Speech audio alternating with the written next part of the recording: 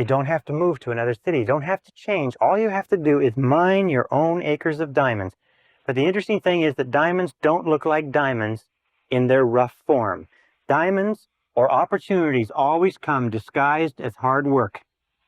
The reason why people are always looking somewhere else is because they don't recognize that your great opportunities always come disguised as hard work, and they take a tremendous amount of work and effort to develop and to realize. So look under your own feet for your acres of diamonds. Look into your own unique talents for your area of excellence. Absolutely critical to goal setting. Now, the fourth is the importance of balance. In life, in order to be truly successful, you must have balanced goals. You can't have just goals that are all money. You can't have goals that are all in any one direction. You need a balance of goals, and here are the three key areas. Number one is you need personal and family goals. Now, your personal and family goals are the goals that, more than anything else, determine the quality of your emotional life, determine how good you feel about yourself and life. And your personal and family goals, you need about 3 to 5. These are the reasons why. These are the why of your life. This is why you're alive in the first place, which is to achieve a life that is significant and important and pleasurable to you. And you must never sacrifice these for anything else. The second set of goals are business and career goals. Now, your business and career goals are the way that you earn the wherewithal, the way that you fulfill your potential as a productive member of society. They're the way you make a contribution. These are the what goals. But remember, these are not as important as the why. The natural tendency for us, if we're not careful, is we get so caught up in the what, the business and career goals, that we forget the personal and family, which are the reasons why we started in the first place. And you need 3 to 5 goals in the business and career area. And number 3 is the self-improvement goals. Now, self-improvement goals means that you look upon yourself as a do-it-to-yourself project.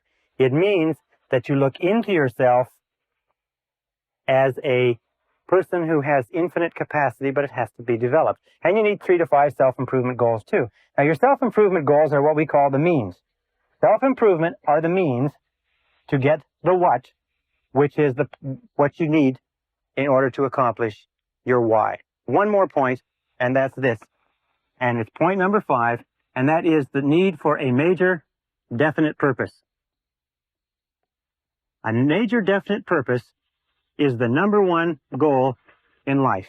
And every single study that we have looked at, every single study I've looked at in peak performance, high achievement, and so on, comes back to this very simple equation, this very simple factor, is that your life only begins to become great when you fix upon a major definite purpose.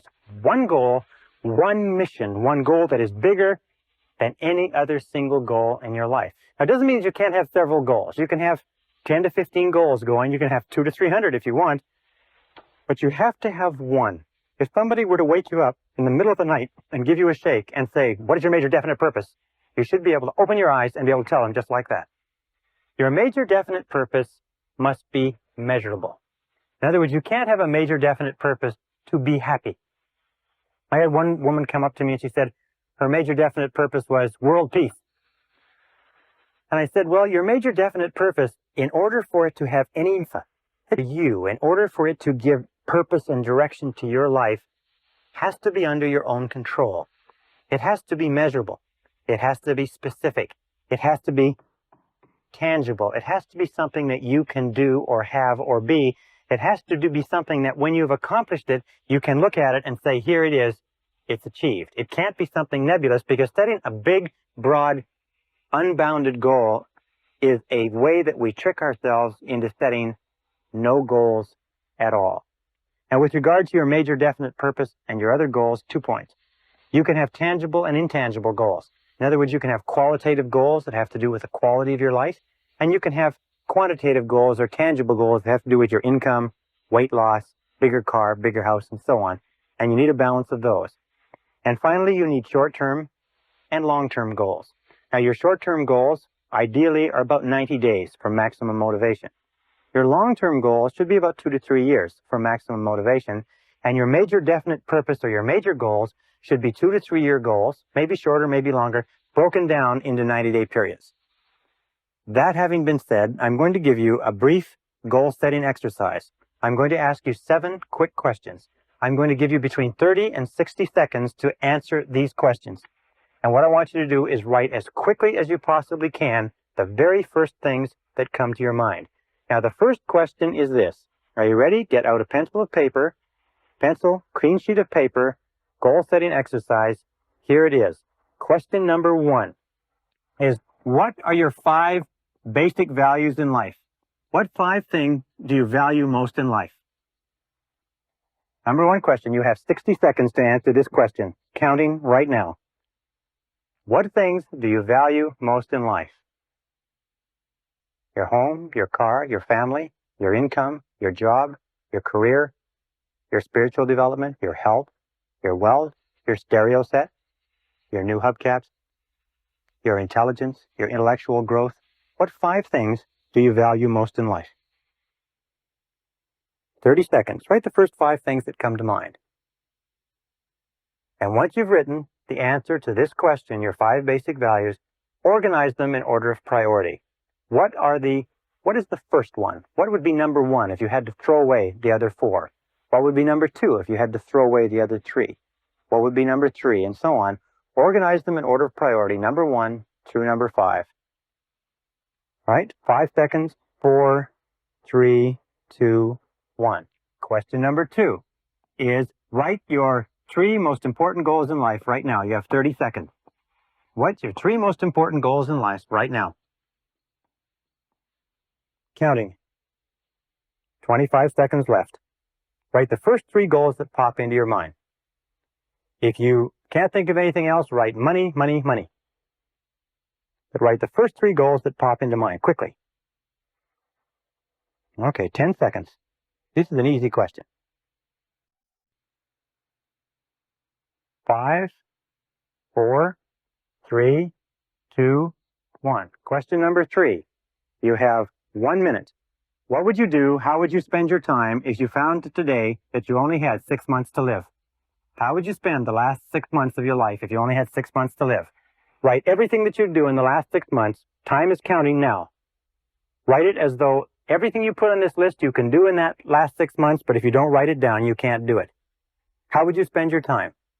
Who would you spend your time with? Where would you go? What would you do? What would you want to finish up? What would you want to start? Who would you want to see? What phone calls would you make? What bills would you run up on your charge cards? Okay. In other words, what would you do if you had 6 months to live?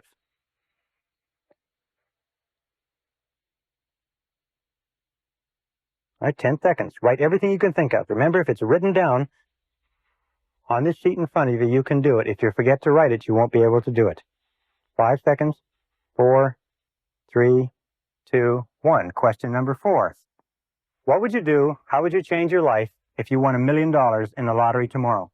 If you became an instant millionaire, what would you do differently from what you're doing today? If you became an instant millionaire, what would you do differently? You've got 1 minute to write. Everything that you write, you'll be able to do with that $1 million. If you don't write it down, you won't be able to spend it. The $1 million won't be given to you. Interestingly enough, when most people are asked this question, the average amount that they can spend is about $200,000. They can't get their mind around $1 million. What would you do differently? Good question. Would you continue working at the job you're working at if you won $1 million? If the answer is no, it means you're in the wrong job for you and you are wasting your life. Would you stay in the relationship that you're in? Would you continue spending your time the way you spend it? What would you do if you won $1 million? All right, 5 seconds left. Write down everything you can think of. I had a farmer in one of my courses once. He said he'd just keep on farming till it was all gone. Anyway, number 5. You have to be a farmer to appreciate that. Number 5 is, what have you always wanted to do but been afraid to attempt? Got 30 seconds. What have you always wanted to do in life but been afraid to attempt? 30 seconds. Right? The first thing that pops into mind. Run for public office, give a professional talk, start a new relationship, start your own business. Half the population would like to start their own business. Did you know that? Over half the population. But they don't do it because they're afraid of failure or rejection or something else. 10 seconds left. What have you always wanted to do but been afraid to attempt? This is a very revealing question. Write whatever comes down on the page. All right, question number 6. What sort of activities in life give you your greatest feeling of importance? What sort of activities give you the greatest feeling of pleasure, self-esteem, happiness, joy, and fulfillment? What do you really like to do? Look back over your life and ask yourself, when have you been the happiest? 30 seconds left. 30 seconds to go in this question. When have you been the happiest in life? When have you been the most fulfilled? When have you felt the very best about yourself? When have you had the greatest amount of peace and personal satisfaction? What sort of circumstances? What were you doing at the time? Who were you doing it with? Where were you going? What were your goals? What were the circumstances? And so on. Very, very important question. All right, 5 more seconds. And then here is the key question in determining your major definite purpose is this. Imagine that I could give you a pill that was a magic pill, and if you took this magic pill, you could accomplish any one thing in the whole world. And the question is simply this. What one great thing would you dare to dream if you knew you could not fail? What one great thing would you dare to dream if you knew you could not fail? All right, 45 seconds. What one great thing, what one goal would you dare to dream if you knew beyond a shadow of a doubt that you could not fail? You're absolutely guaranteed of success. What would it be?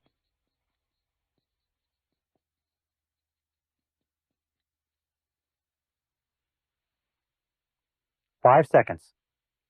Now, in almost every case, by the way, the answers to these questions will spring to your lips. Some people, however, have been able to go through this whole exercise and not been able to answer a single question. And there's nothing wrong with that. The whole purpose of this exercise is to help you begin crystallizing your goals and especially your major definite purpose. Let's look at these goals. Let's look at these questions. And I suggest that you take this exercise every single month until you can pop out the answers to every one of these questions and they begin to improve and crystallize. 5 basic values in life. We said that self-esteem is the key to peak performance. Well, self-esteem only comes when your goals and your values fit like a hand in a glove. So the most successful men and women in our society are people who know what they believe, who know what their values are, and they organize their time so that it's consistent with their values. And you'll find that most stress, most unhappiness, most irritability, most health problems, most burnout comes from living a life that is inconsistent with your basic values. So always be asking yourself, what are my values? What do I believe in? And make sure that your outer life is consistent with your inner life. It's the key to peak performance, the key to self-esteem, the key to happiness. Number 2, what are your 3 most important goals in life? Whenever you're given only 30 seconds to answer that question, the 3 goals that the subconscious pops to your mind will almost invariably be the 3 most important concerns or goals that you have right now. This is a very revealing question, and you can give it to yourself and give it to other people. What would you do if you had 6 months to live? If you only have 6 months to live, it refers you back to your basic values. It tells you what you really value in life. And an important question is this, is that how much of your current life is consistent with what you would do if you only had 6 months to live? Would you spend more time with your family? If you would, are you spending more time with your family now? Remember, you never know when you only have 6 months to live. What would you do if you became an instant millionaire? Perfect question. That simply asks you, what would you do if you had all the time and money in the world? What would you do if you had no fear of failure and no fear of rejection? What would you do if you were free to choose? If you had complete freedom to choose, the fact is that anything that you could write down as an answer to question number 4, you can accomplish. You don't need $1 million. All you need to do is set it as the goal and make a plan and start working toward it. You may not get it as fast as if you were a millionaire, but you'll get it nonetheless. Asking the question simply frees your mind. Question number 5, what are you afraid to attempt? That may tell you what the self-limiting belief or block is that's holding you back from achieving your full potential. Question number 6, what gives you your greatest feeling of importance? This is simply asks you what gives you a feeling of self-esteem, and this will lead you unerringly to your area of excellence, because you will always and only become excellence doing what gives you a tremendous feeling of importance. And question number 7, what one great thing would you dare to dream if you knew you could not fail? Let me just say this as we close, that whatever you wrote as an answer to that question, whatever you wrote as an answer to the question, what one great thing would you dare to dream if you knew you could not fail, you can be, have, or do. The only question is, how badly do you want it? And are you willing to pay the price? Because if you are, and you're willing to pay the price and work toward it, you can accomplish everything on that list, and sometimes far faster than you can possibly imagine. The question is, how badly do you want it?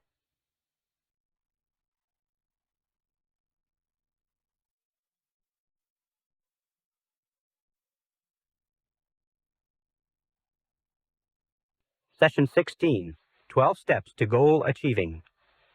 One of the wisest men I ever met gave me a success secret some years ago that made a real impression on me, and it was simply this. He said one of the most important things he found in 50 years of research was the need to use proven success methods. He said your life is too short to try to reinvent the wheel or to learn it all by yourself. So the smartest thing that you can do is what is called creative imitation, which is to go out and find what other people have done that works and do what they do until you get it to the point where you really know it well and then improve upon it. What I want to tell you about in this session is a proven success method.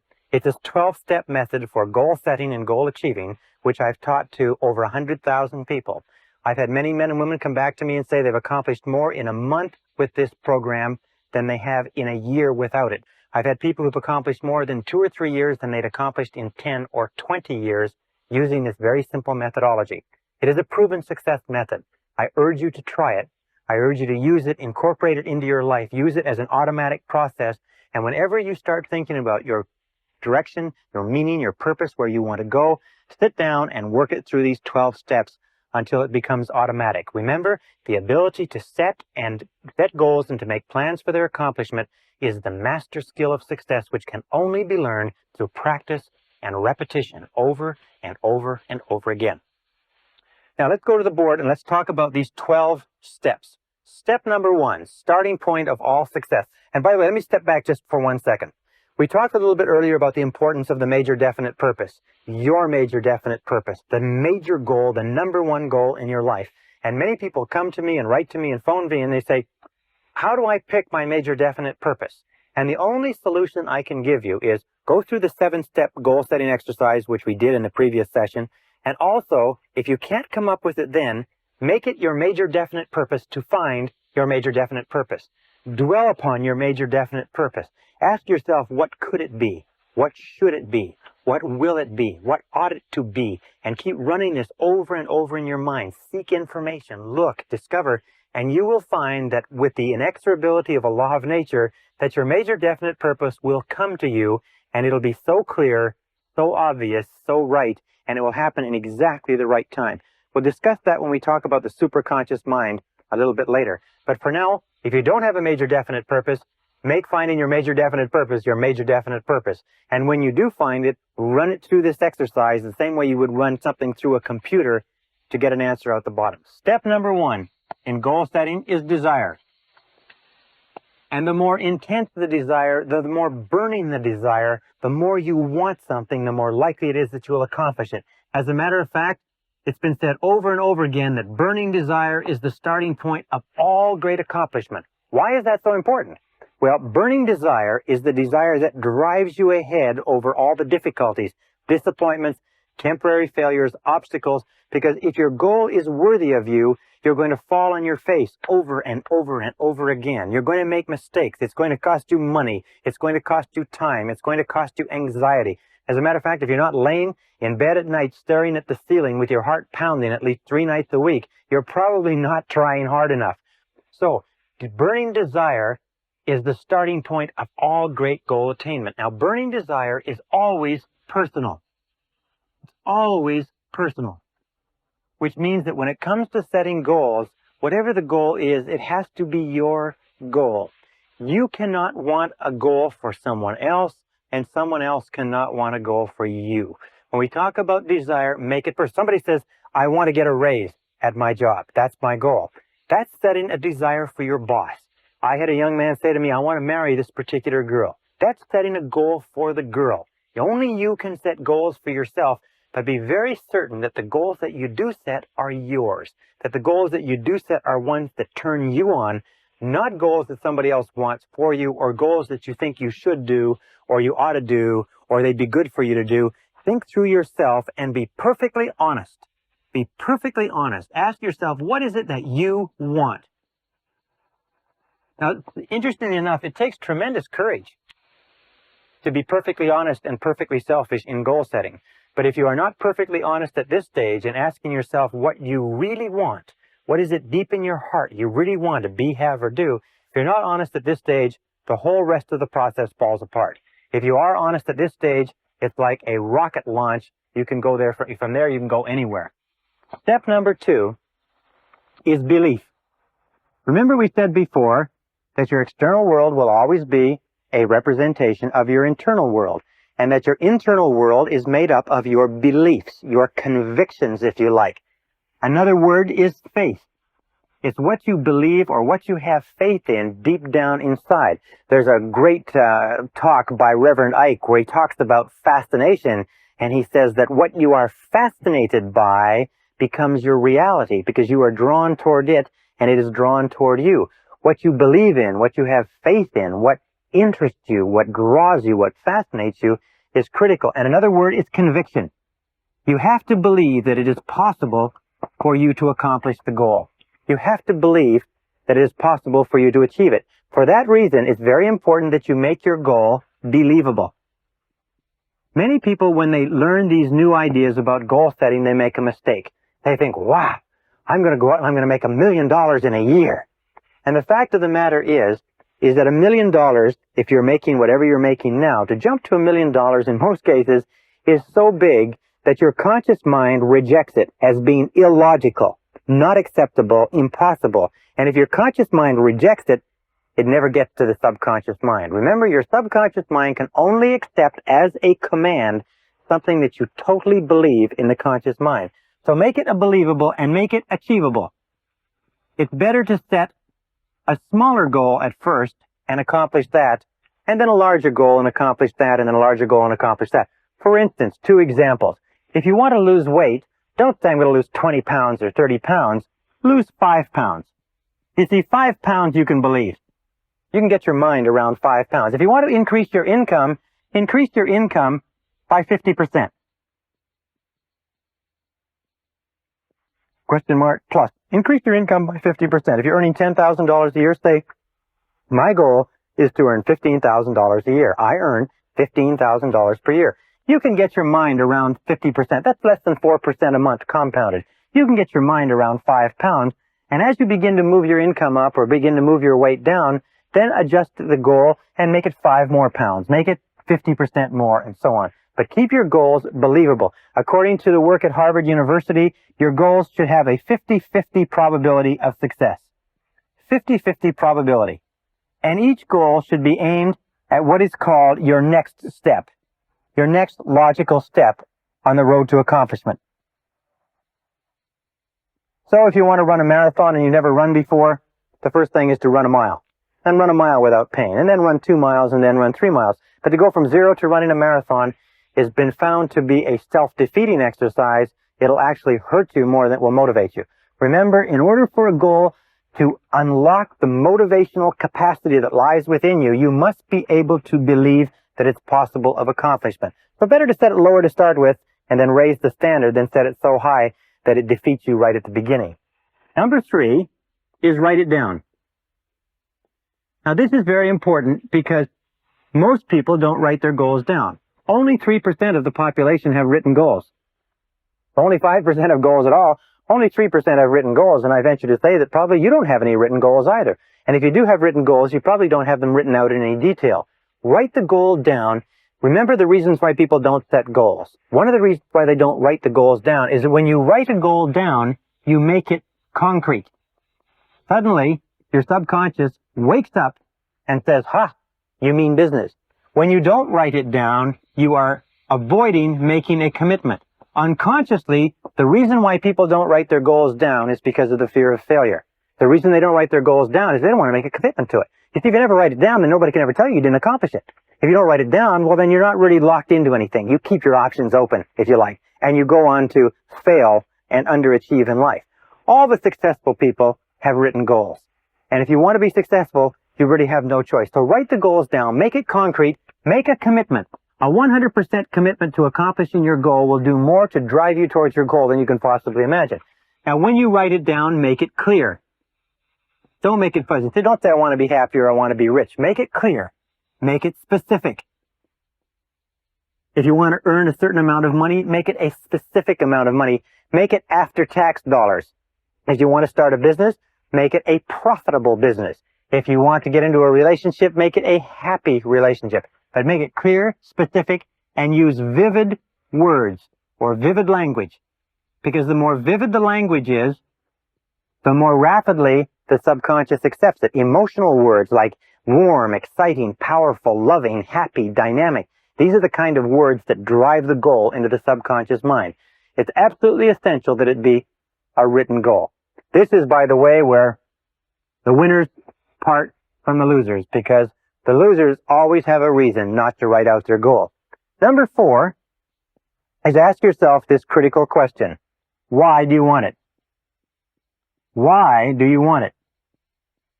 This is one of the most important of all questions because it will answer 3 things. First of all, it will make sure that it's your goal and not somebody else's. Second of all, it will intensify your desire because the more reasons that you have, these are what is called your reasons why. Your reasons why, in most cases, are more important than the goal itself. The goals can change. The reasons why stay the same. Do you want it because it will make you happier, healthier, more popular? Do you want it because it will fulfill your deepest needs? It will give you a sense of meaning and purpose in life? Why do you want it? You see, the more reasons you have to want something, and if you make a list of them, list the reasons. The more reasons you have, the more desire you'll have, because reasons are the fuel in the furnace of achievement. Reasons are the fuel in the furnace of achievement. The more reasons you have for accomplishing something, the more likely it is you'll accomplish it. For instance, if you say, well, I like to earn $50,000 a year, or $30,000 or $100,000, doesn't matter. Person says, why? And if you just say, well, just so that I can earn that kind of money, it has almost no motivating power. But if you say, so I could get a car, so I could take care of my family, so I could take my wife or my husband on a trip, so I could buy things for my children, so I could change my wardrobe, get a different house, buy a different car. The more things that you list under there, the more likely it is that you're going to accomplish it. Because when you list your reasons, you intensify your belief, your faith, and your conviction that it's possible. Number 5 step in goal setting is to analyze your position. Analyze your starting point. Now this is important because in analyzing your starting point, you know what your next step is. When we say analyzing our starting point, what do we mean? Well, let me give you a couple of examples. In analyzing your starting points, you have to ask yourself, what are your strengths? What are your basic strengths and what are your basic weaknesses? What is it that you need to learn? What is it that you need to improve? You see, before you accomplish any big goals, major efforts are necessary. Before you bring about any major change in your life, you're going to have to bring about major changes in you. Before you accomplish anything extraordinary, you're going to have to do a lot of ordinary things. So you have to ask this question. If you want to lose weight, what's the first thing you do? Is you weigh yourself. If you want to increase your income, the first thing you do is you figure out how much did you make last year? How much are you making right now? And then if you want to increase your income and you're in the business of sales, then you say, how many calls am I making on a daily basis? How many closes am I making? What is my average sales volume? What is my average sale? How many of those do I have to have? How much do I have to increase it, and so on? If you want to build a bigger business, you analyze your starting point and you say, where am I in the marketplace? How am I fixed with regard to capital resources? How am I fixed with regard to manpower? How am I fixed with regard to market opportunities and credit? And you sit down and you do a very, very clear analysis, exactly the way a military commander would do a strategic analysis of his or her position before launching a major battle campaign. One of the big mistakes that people make in goal setting is they launch without taking the time to think through what their launching pad is. And when they find themselves driven back, if you like, or falling on their face, they don't have a foundation underneath it. So those are the 6 starting points. Determine what it is that you desire. The 5 starting points. Determine what it is that you desire. Believe that you can accomplish it. Write it down. Determine the reasons why. Analyze your starting point. And number 6, set a deadline. Set a deadline. You see, a goal without a deadline is not really a goal at all. A goal without a deadline is an exercise in self-delusion. So be very alert to that. Set a deadline on your total goal and then set mini deadlines. Not many, but mini. So if you have a 1-year goal, then set 12 one-month goals. Write 2 6-month goals, 4 3-month goals, 12 one-month goals, and then 4 one-week goals. Set mini deadlines and establish a reward schedule. This is one of the most important findings in psychology, is establish a reward schedule. Is that if you will give yourself a small reward, and we find that many of the most successful men and women that we've studied have little games with themselves. If it's nothing more than every 3 phone calls, they give themselves a jelly bean.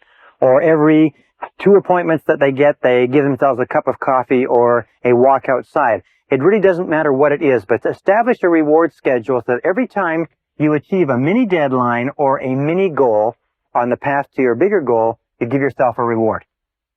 And you'll find that people who have not been able to motivate themselves for years, if they have little rewards, one after the other, it is not enough to have a big reward at the end of the road. As human beings, we're almost like kids. We have to have a whole lot of little rewards on the way, a whole lot of little jelly beans on the way to the birthday cake or the birthday party. So set yourself a reward schedule. It may be buying a new article of clothing. It may be taking a trip.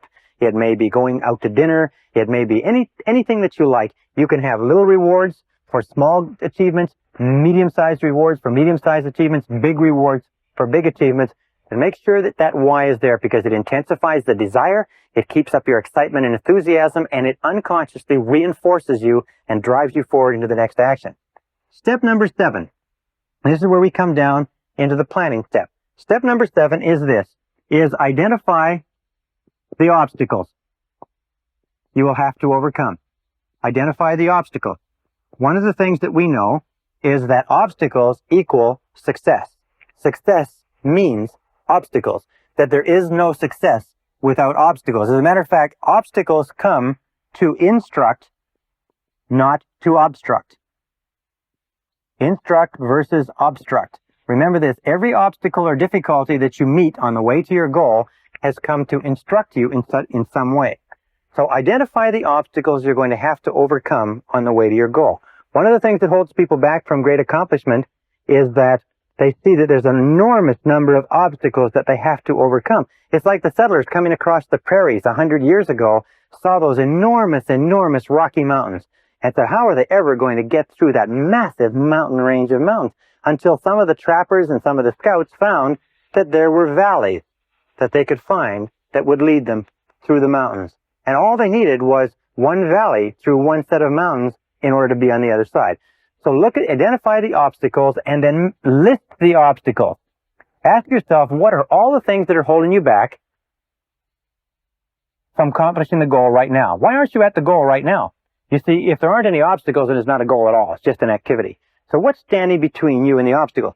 Also, be grateful for obstacles, because it's obstacles that assure that there is success at the other end. Where there are no obstacles, where there are no difficulties, where there are no challenges to overcome, there's no possibility of success either. And then set priorities on your obstacles. In other words, look at them and say, of all the things that are standing between me and my goal, which one is number 1? Which is the number 1 obstacle? Imagine that this is you. Okay? Hope you can see that. That this is you, and here is your goal. Well, now on the way to your goal, there's a road. And the road twists and turns. And on the way to the goal, there's a few obstacles, and there's pitfalls, and there's deadfalls, and so on. But somewhere on the way to this goal, there's also what we call the rock. Now, your rock is your major obstacle. The rock is the major thing that is stopping you from achieving your goal in the quality and the quantity that you desire. One of the most important things that you can do is ask yourself, what is your rock? What is the major boulder? What is the big obstruction that stops you from getting from here to there? Identifying the rock is one of the marks of the strategic thinker, and identifying the rock is one of the key things you do. Why? Because if you get rid of all of these other little obstacles on the way to the goal, the rock is still going to be there, and you're still not going to accomplish the goal. If you're not very careful, if you don't set priorities on your obstacles, you'll tend to work on a whole lot of irrelevant things and leave this rock undisturbed. However, the intelligent person focuses on the rock. The intelligent person says, this is the major obstacle, and they go to work on that rock. And they work day and night. They work as long as is necessary. There's a beautiful expression that says, swarm all over it. When you have a major problem, a major obstacle, a major difficulty that's in your way, swarm all over it. Concentrate all of your effort and attention.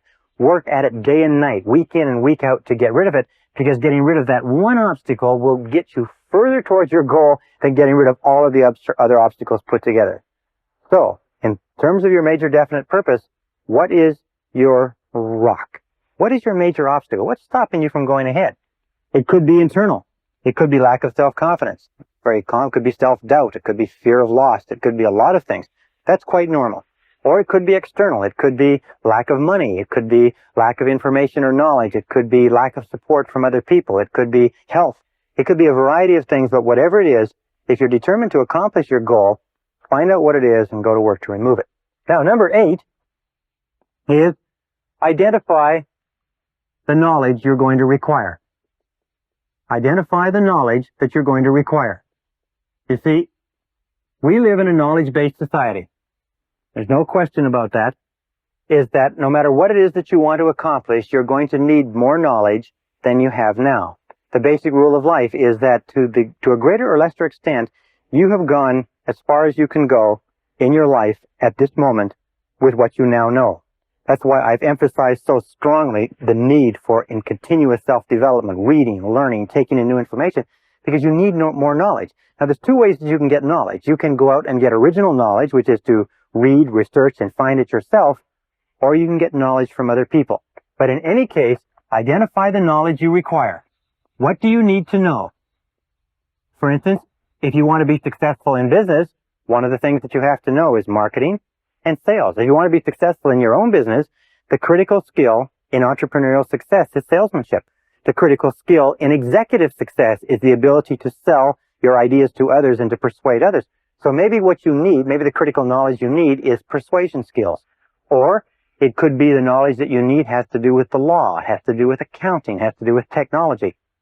2 points is set priorities on your knowledge.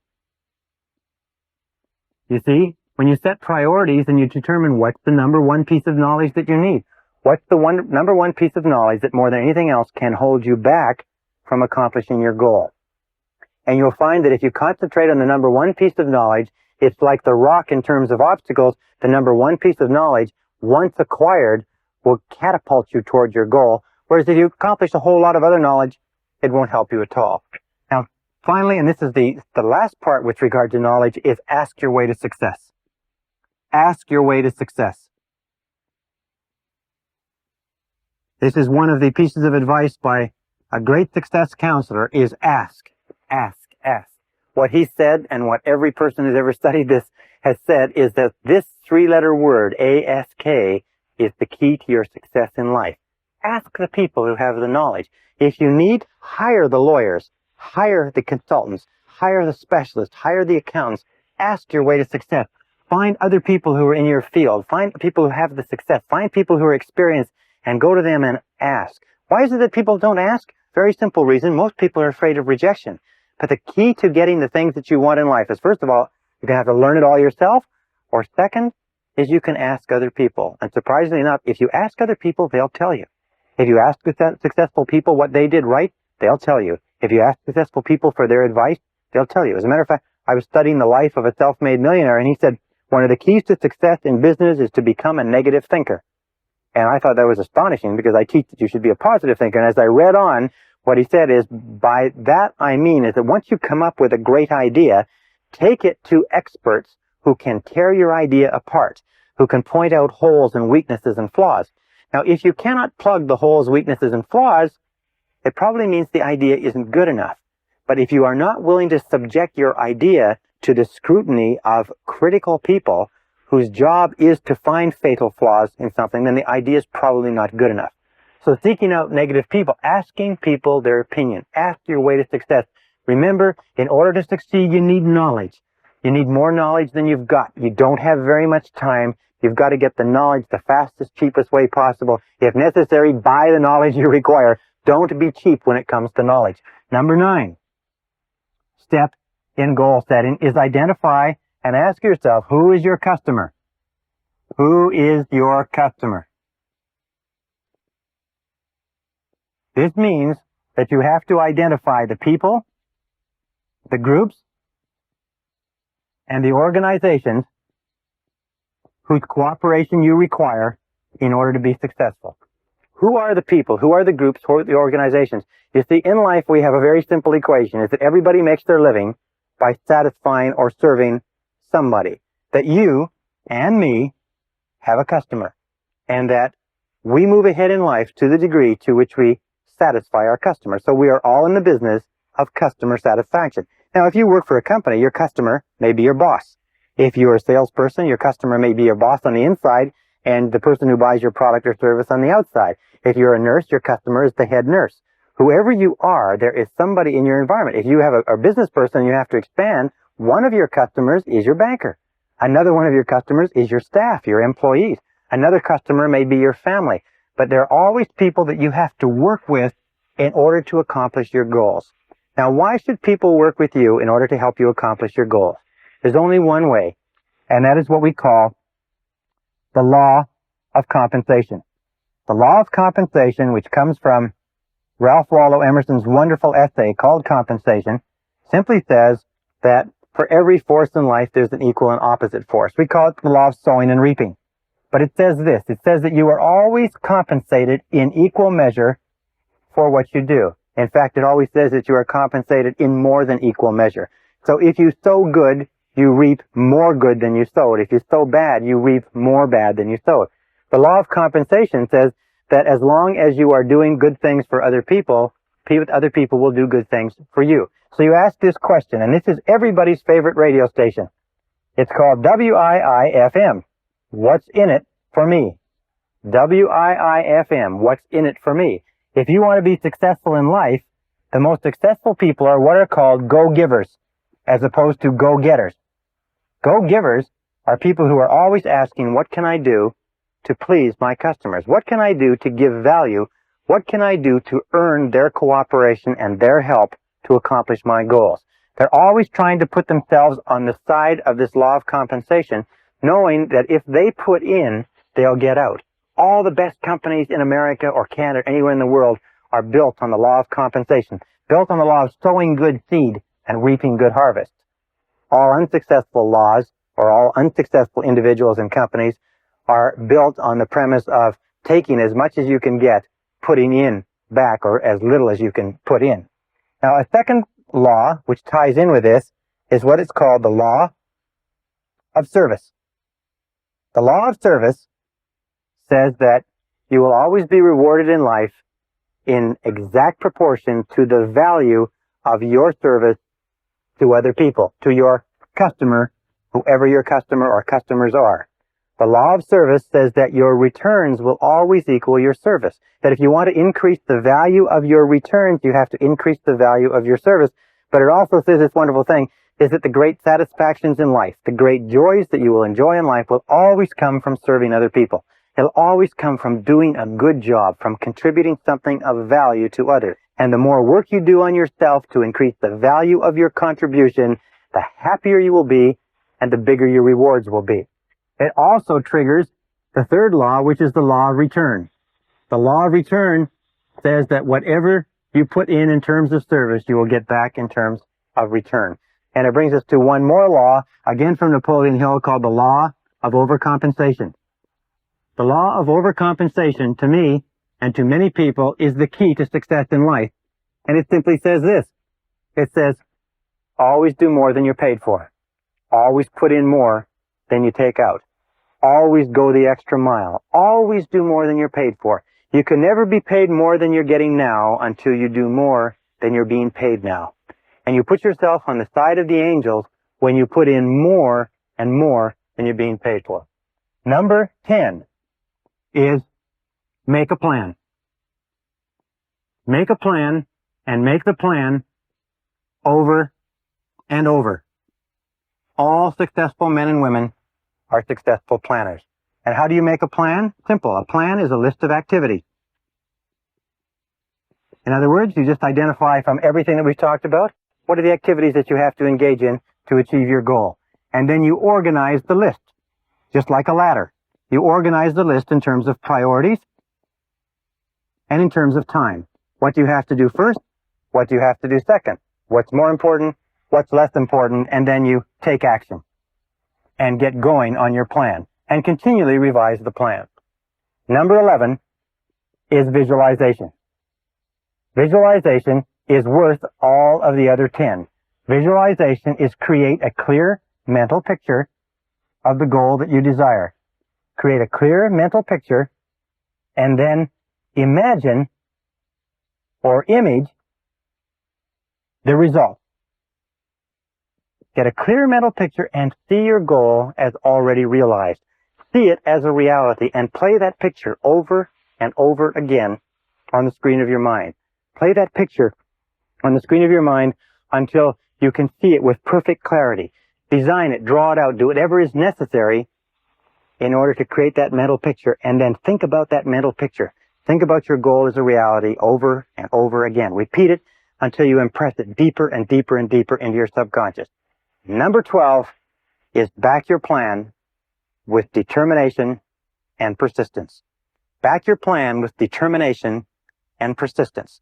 In the final analysis, the key to your success is your ability to hang in longer than anybody else. In all the studies that we've looked at of winners, of peak performance, we find that the quality of persistence is to the character of a man or woman as carbon is to steel. That persistence is only necessary when the going gets rough. That persistence only comes to the fore when everything falls apart around you and you feel like quitting. That persistence has no value at all when things are going well. Persistence only has value when you are willing to press on in the face of obstacles, difficulties, disappointments, falling on your face, losing your money, and so on. In the studies of self-made millionaires, we find that the average self-made millionaire in America has been broke or nearly broke 3.2 times. But irrespective of anything that they faced, male or female, they kept on struggling. And that's one of the reasons why they became successful. We also know this, by the way, that in order for you to achieve great success, you have no choice but to be willing to face temporary setbacks, temporary defeats, temporary obstacles. Winston Churchill, in one of the great stories of human history, was asked in speaking to a boys' school if he could summarize the lessons of his life in a few words. And he stood up and he said, I could summarize the major lesson of my life in 7 words, he said, and he stood there leaning on his cane and he said, they are these words, young man. He said, never give up. Never, never give up. And I think that more than anything else, from every study I've read, that's critical. If you resolve in advance that once you have set off to achieve your goal, that you will never give up, that you will never quit, that nothing can stop you, that every single difficulty will just be a spur to drive you on, that you will become an inverse paranoid and you'll look into every problem and you look for the good in the problem, you look for the lesson that you can learn, you look for the way you can turn the situation to your advantage. If you keep on doing that, if you keep optimistic, if you keep this attitude of confident expectation going, you will be successful. And finally, with regard to persistence, the iron quality that determines all your success, let me just say this, is that your persistence is your measure of your belief in yourself. Your persistence is your measure of your belief in yourself. And every time you persist in the face of adversity, your belief in yourself increases until it reaches the point where you become unstoppable on the road and on the pathway to your goals.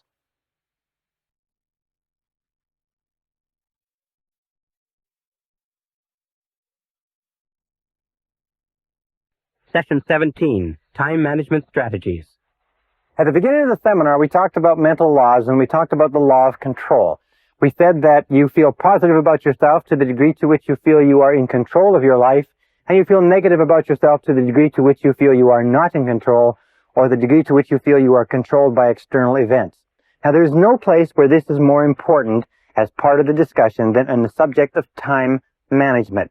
Charles Hobbs, the time management specialist, has come up with a great definition of time management. He says, time management is the control of the sequence of events. that most of your stress in life comes from a feeling that you are out of control of the sequence of events. Now, all successful people practice good time management skills. All unsuccessful people do not. Period. That each one of us has 24 hours a day. You have 24 hours a day, and I have 24 hours a day. Yet the top 20% of every graduating class, the top 20% of every industry, the top 20% of every social grouping accomplish and achieve 80% of the rewards. Not because they have more talent, not because they have more skill, not because they have more ability or intelligence or education or opportunity or anything else. It's because they use their time better. We've talked throughout this course about keys to success. We said over and over again that one of the most important keys to success is self-discipline. Self-discipline. And we know that none of us have enough self-discipline. But self-discipline has a specific application. It means self-mastery. It means many things. It means keeping your mind on what you want and off of what you don't want. But it also means self-control. It means self-control in terms of time, in terms of controlling the sequence of events. If you cannot master your time, then the seeds of greatness are not in you.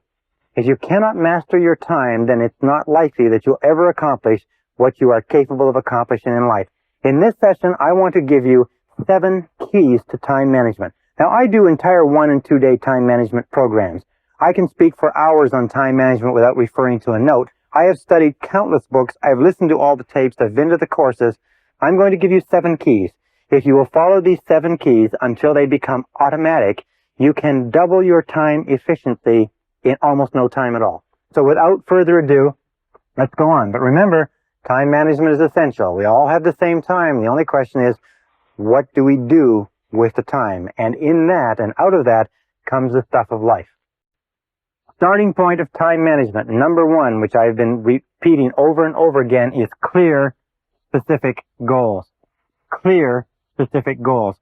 Do you know how many people waste their time because they do not have clear, specific goals? They don't know what they're doing. At least 80% of all time wastage or more is because people aren't sure of what they're supposed to be doing. They're not sure of what they want to do, and if they work for a company, they're not sure what the company wants them to do. As a matter of fact, the first thing I do when I go into a company is I say, what you have to do is you have to clearly define the expectations of each person in each position. And you know, in most cases, they are not sure how to do that. Clear, specific goals. If you work for a company, if you work for a boss, the first thing that you should do is go to your boss and ask your boss exactly what he expects you to do. What are the most important things that you have been hired to accomplish? Clear, specific goals defined in terms of outputs, in terms of results. What results do you want?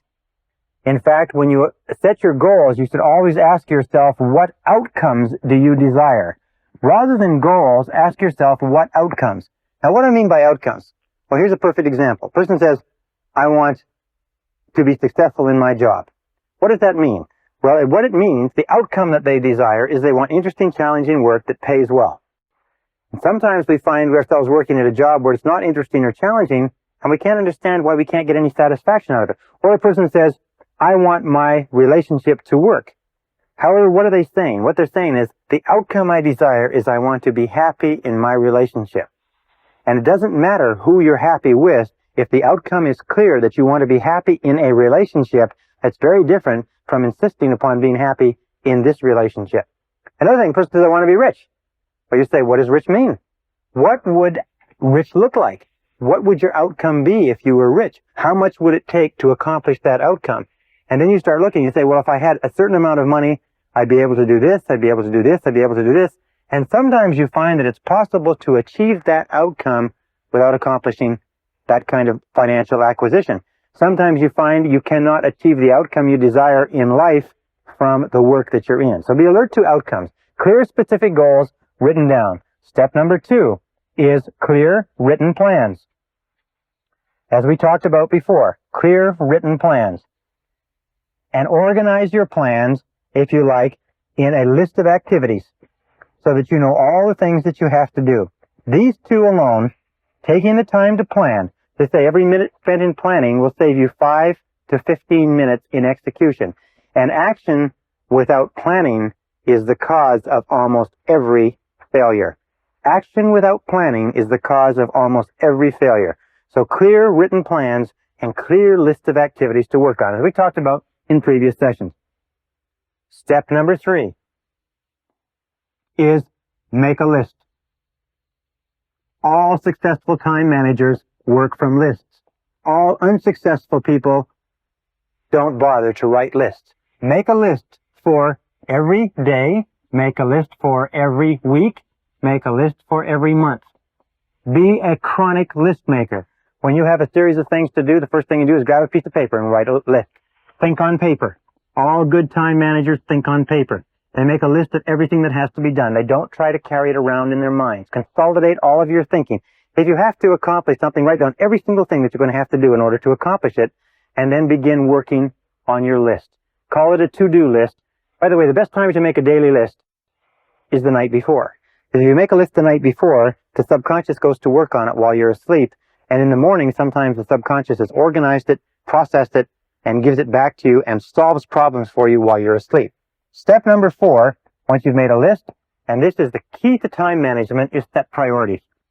You see, there's never enough time to do everything if you're living a busy life, but there's always enough time to do the important things if you can decide what they are. Setting priorities means using the 80-20 rule. The 80-20 rule says that 80% of the value of what you do comes from 20% of what you do.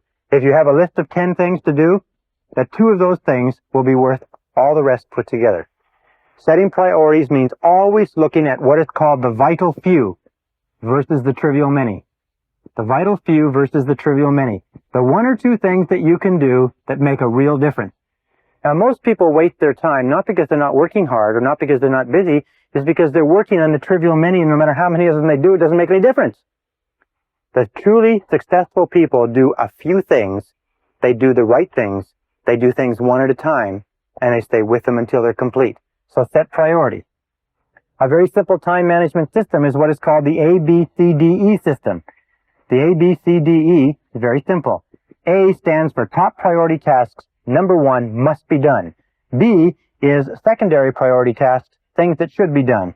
C are not particularly important tasks, which could be done if you have enough time after you've done your A's and B's. And D is delegate, and E is eliminate. Then what you do is you take and you list all of your A goals from your list, and then you write A1, which is the most important of all. And then you write A2, which is the second A goal, and so on. And then you begin to work, and you work on your A1. And you never work on an A2 or a B of any order until your A1 is complete. Very simple. Now here's the key question for time management.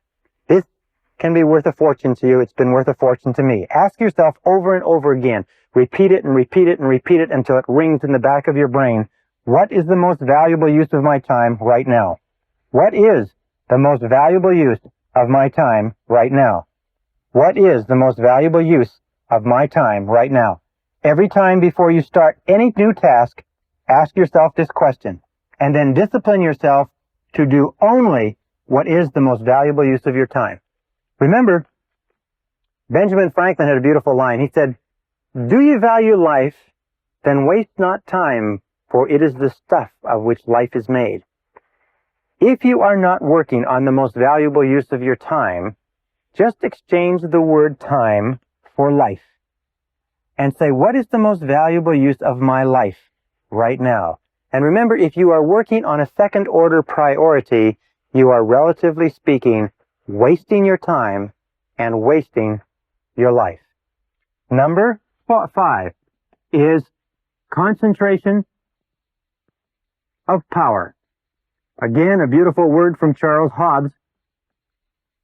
Concentration of power means that you do first things first and second things not at all. Do first things first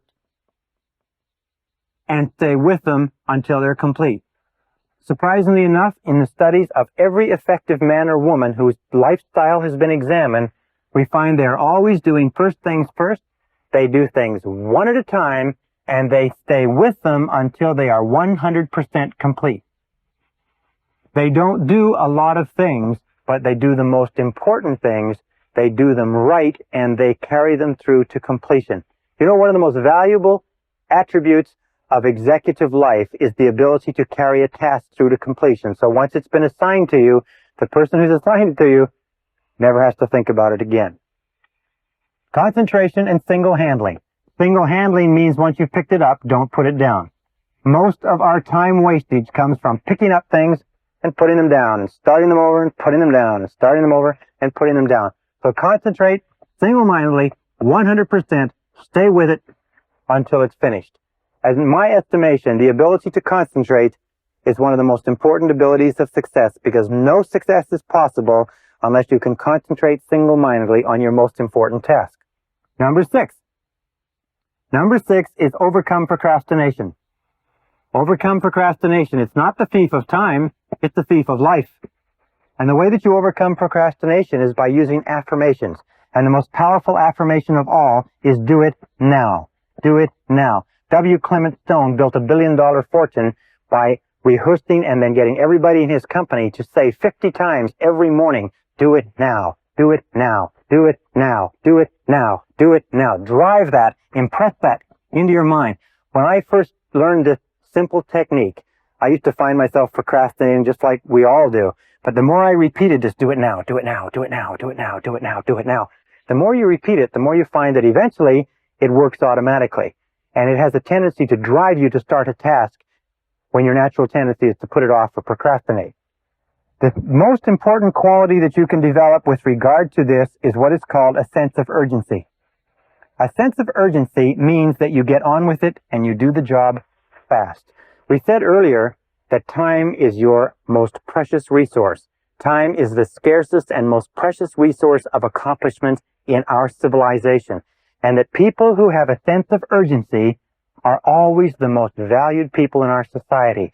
Develop what is called fast tempo. Fast tempo is essential to success. Fast tempo is essential to success. What that means is that the harder and the faster you work, the more energy you have. The harder and the faster you work, the more drive you have, the more you get accomplished. The more you get accomplished, by the way, the more tasks you conclude, the more energy and self-esteem you have, because every time you finish a task, you get a jolt of positive energy. Every time you procrastinate on a task, it tires you out and makes you depressed. So whenever you find yourself procrastinating, say to yourself, I have to develop a sense of urgency. I have to develop a sense of urgency. Do it now. Do it now. Do it now. And then work fast, work quick. You will find that if you will just pick up your tempo, you can get to a tempo that will enable you to go through more in 2 hours than the average person goes through in an entire day. In a study done by a business journal amongst 104 chief executive officers of major American corporations not long ago, they found a very interesting thing. They asked them what qualities would put a person most rapidly onto the fast track in their corporations. They said the two most qualities, 84% of them agreed, the two most important qualities, number 1, the ability to set priorities. Number 2 is a sense of urgency to get on with it and get the job done. And number 7, the 7th key to success is balance. Keep your life in balance. Make sure that you take time every day to spend with the people who are close to you.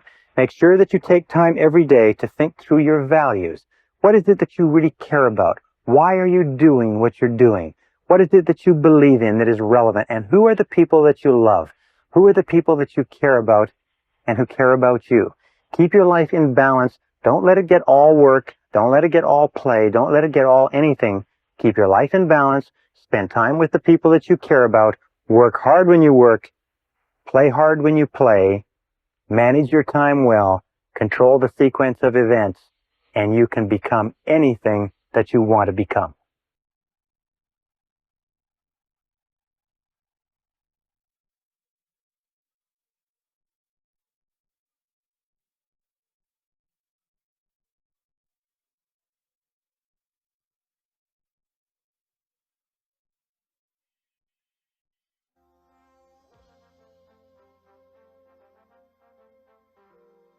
Brian Tracy presenta el programa Fénix.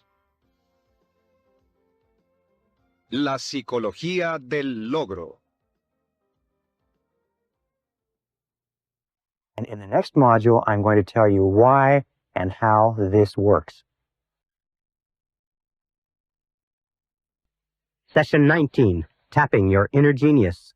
Another reason that I can say with complete confidence that you are a genius is that you have access to a mind that is far greater than anything that you could ever devise or develop on your own. Throughout all of human history, going back 4,000 years to the ancient Egyptian writings, there has been discussion of mankind having access to a greater mind. And this mind has been called things like the universal subconscious mind, or the collective unconscious, or the superconscious. Napoleon Hill calls it infinite intelligence. Ralph Waldo Emerson says we lie in the lap of an immense intelligence like a cork floating in the ocean, and that we have access to this intelligence at any time to bring us the answers we need and to solve the problems that face us. Carl Jung called it the supraconscious mind, the mind that is above other minds, and we call it, for the purposes of this talk, we call it the superconscious.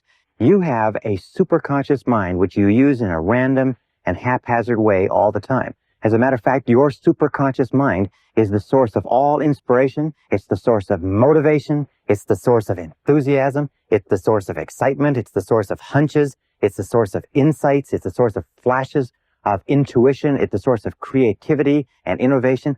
It's the source of all brand new ideas or thoughts or information that come into the world. For instance, Mozart was able to hear in a single second, he was able to hear an entire concerto, an entire symphony would come into his mind complete in one instant, and all he would do is sit and transcribe it and write it out of his mind onto paper. They said that he used to write his music note perfect the first time. Beethoven came up with one of his great concerts or his great symphonies in a single instant, although it took him 6 weeks to write it down. The entire concert was perfect, complete in his mind in a second. Many of the great inventions, many of the great discoveries, many of the great breakthroughs in history, in literature, in art, in music have been the result of a flash that has come in a moment of daydreaming, while asleep, while in the middle of a conversation, and you have access to this mind as well. And let me tell you some of the characteristics of the superconscious mind. As I said, imagine you have your intelligence, which is your IQ, your knowledge, your experience, your wisdom, and so on. But in addition to that, you are a genius because you have access to this incredible mind that has every idea and every bit of intelligence ever known or available to the universe is available to you at virtually every instant of time. The discovery of the superconscious and your understanding of the superconscious can and will change your life. The superconscious mind or superconscious capacity makes your capacities unlimited.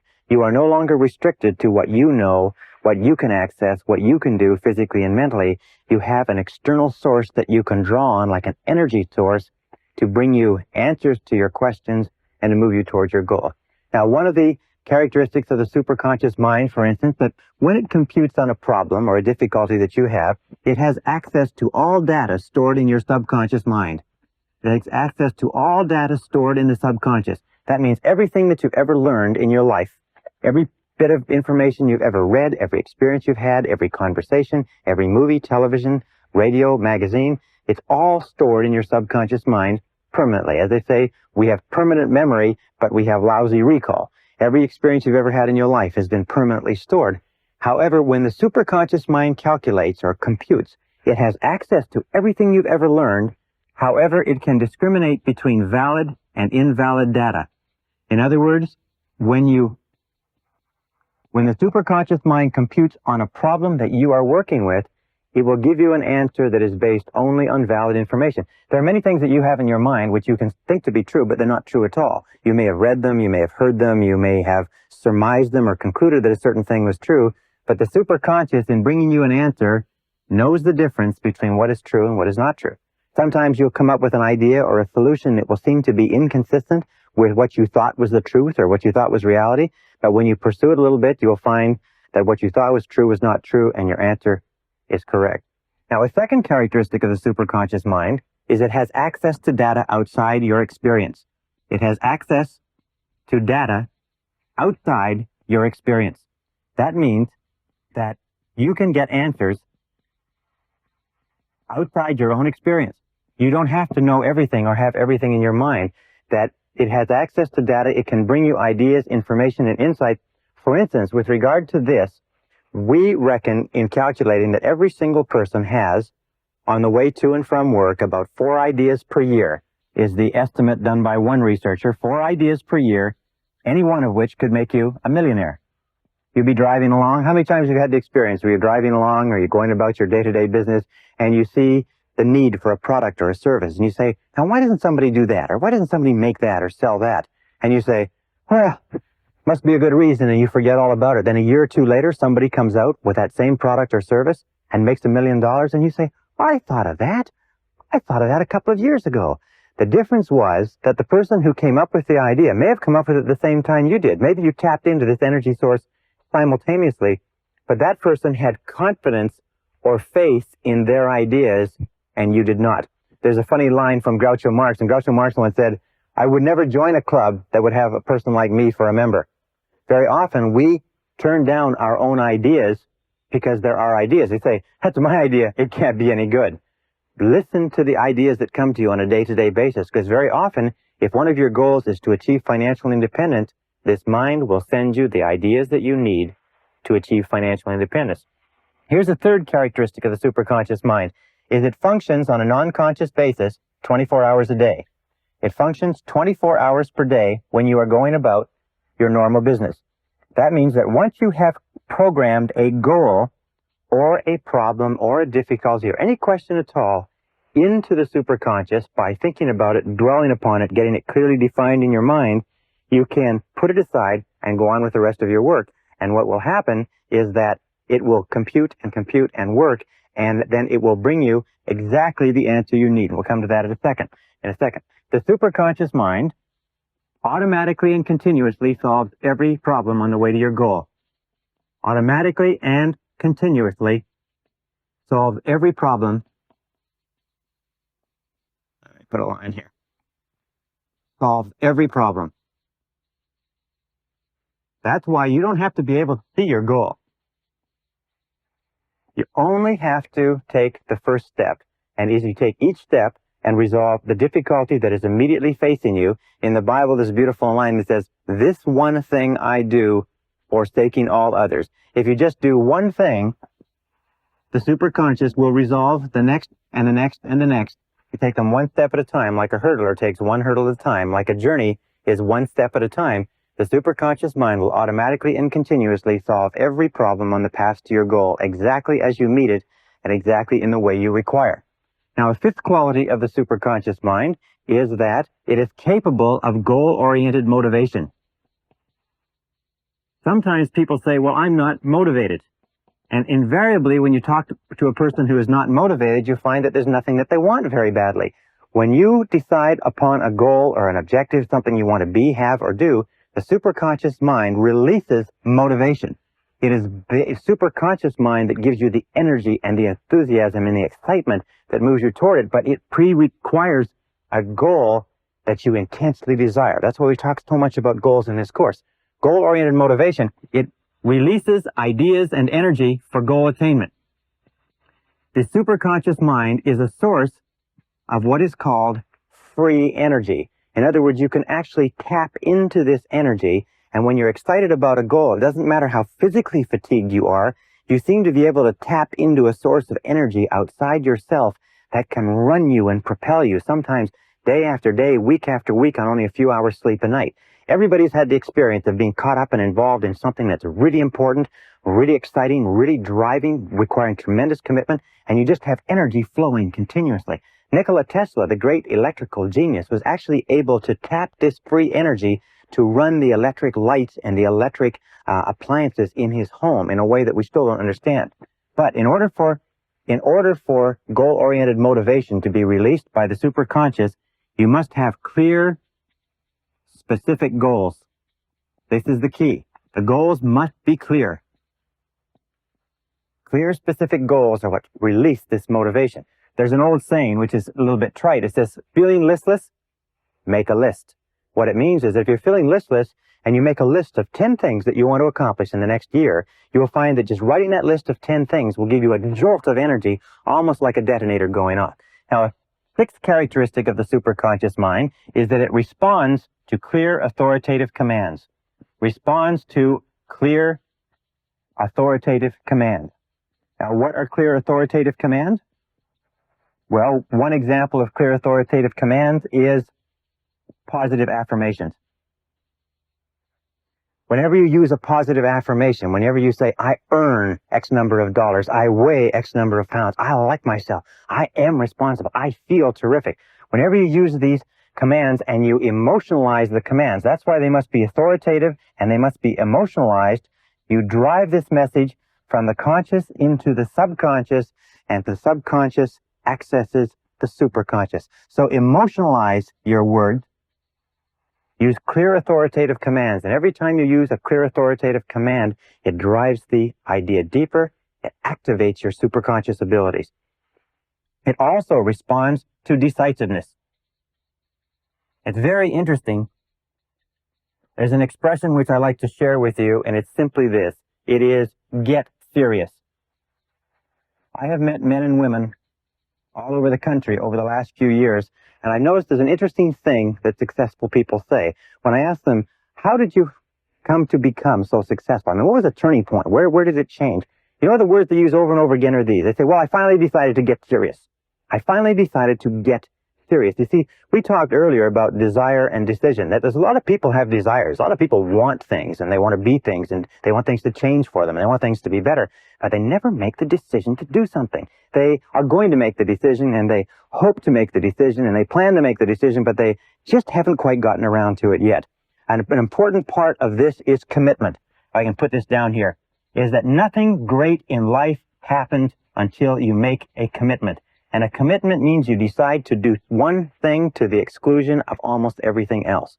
You get serious. You make a total commitment. And when you make that total commitment, when you become decisive, when you start using clear, positive words, I will do it, I do it, I can, I shall, I choose, I want, I earn, I am. When you start using commands like this, you trigger the superconscious mind, and sometimes more can happen for you in a matter of a few weeks than it's happened for you in a few years. And many of you know exactly what I'm talking about. Number 7. The superconscious mind, in a way, is like a muscle. It grows in capability as it is used and believed in. It grows in capability as it is used and believed in. That means that you can actually get it to the point, as I have in my own life, as many of my graduates have, you can get it to the point where you're plugged into this superconscious mind continuously, and you just go with the flow of life, that all the things that you require, the answers that you need, the solutions, the people, the circumstances, will be drawn into your life in exactly the order, exactly the sequence that you require. And the people that you don't need, the circumstances that are old, the circumstances that have nothing to do with where you're going, they fall off as exactly as they're no longer needed.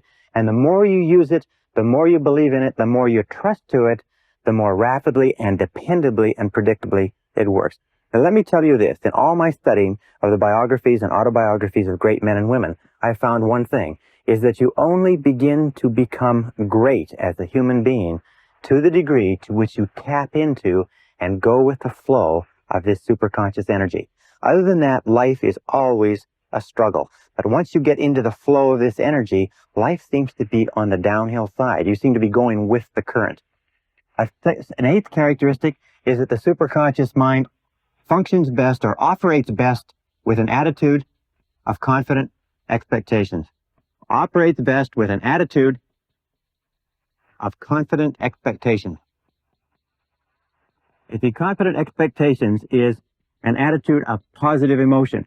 Remember we talked about before becoming an inverse paranoid, always looking for the good, always expecting the best, always believing, trusting, being absolutely convinced that something good is going to come out of everything that happens to you. This attitude of confident expectation seems to be what puts the foot on the accelerator of the superconscious mind and brings things into your life and people and what you need into your life faster and faster and faster. Another characteristic of the superconscious mind, number 9, is that it operates best under 2 conditions. Operates best under 2 conditions. Condition number 1 is when you are concentrating 100% of your time and attention on the problem. 100% concentration on the problem. And the other time when it works best is when you are concentrating 0%, when your mind is busy elsewhere.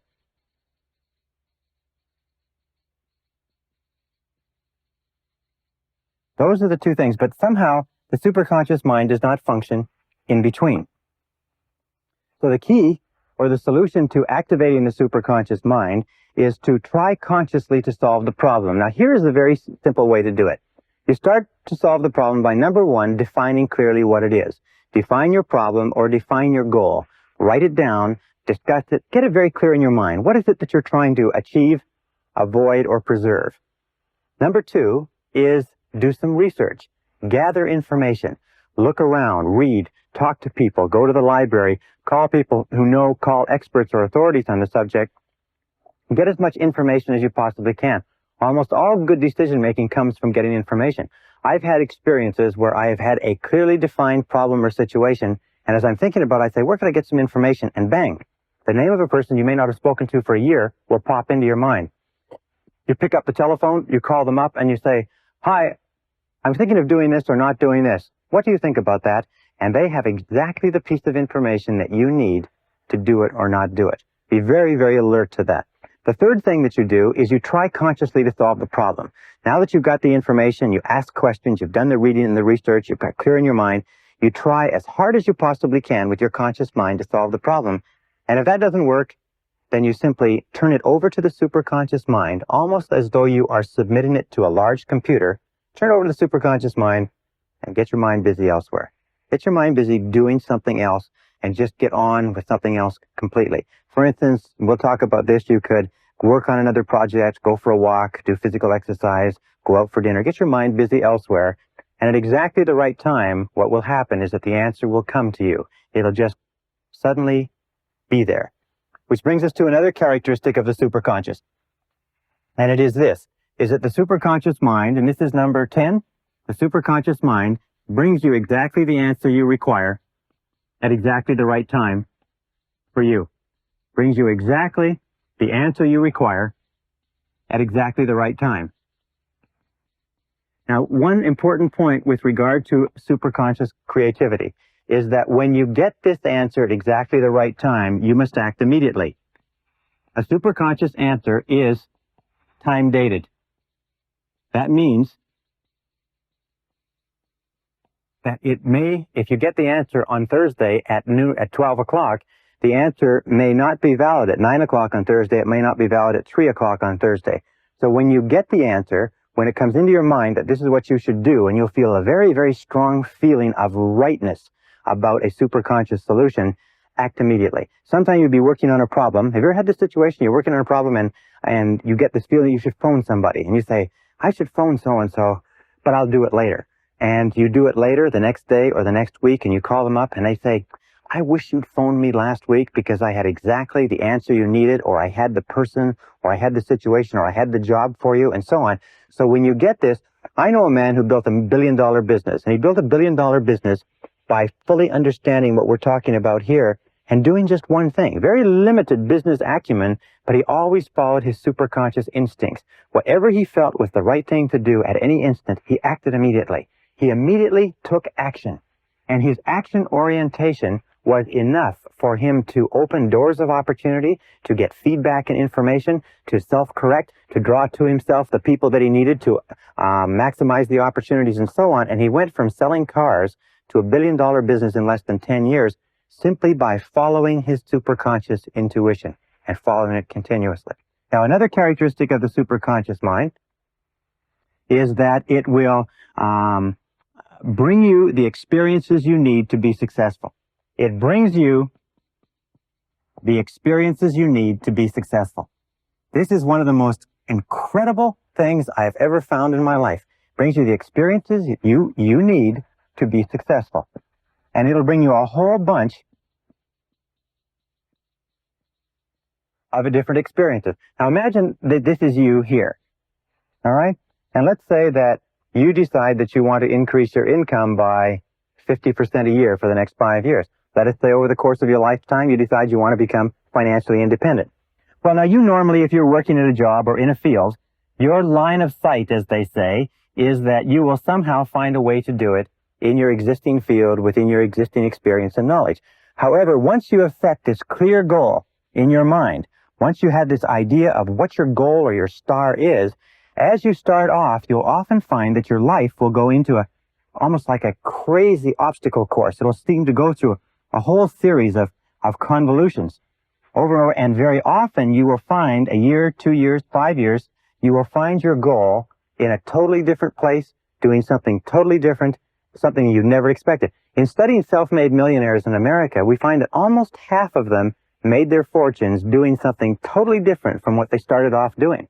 Is as they moved down the road of life, they found there was an insurmountable obstacle or barrier in that direction. The market collapsed, the technology changed, the interest rates went up, it didn't matter what it was, and they found that they had to change course and change direction, and they had to go over a hurdle. Now imagine that you're running a race and you have to go over a hurdle, and each one of these hurdles, big hurdles and small hurdles, when you look back on it, and look back on anything that you've ever accomplished that's required a tremendous amount of time and effort, and as you look back, you will see that a whole series of different things happened to you that looked like setbacks at the time, but in retrospect you say, wasn't it good that that happened? Because if that hadn't happened, then this wouldn't have happened, and this wouldn't have happened, that wouldn't have happened, and so on.